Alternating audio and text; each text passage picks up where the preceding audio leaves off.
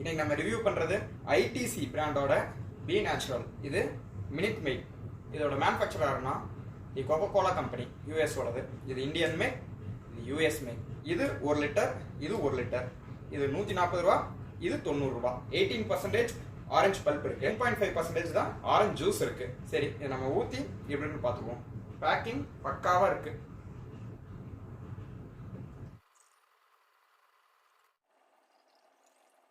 Minute made கொஞ்சம் colour அதிகமா இருக்கு. நம்ம டேஸ்ட் பண்ணி பார்த்துக்கலாம்.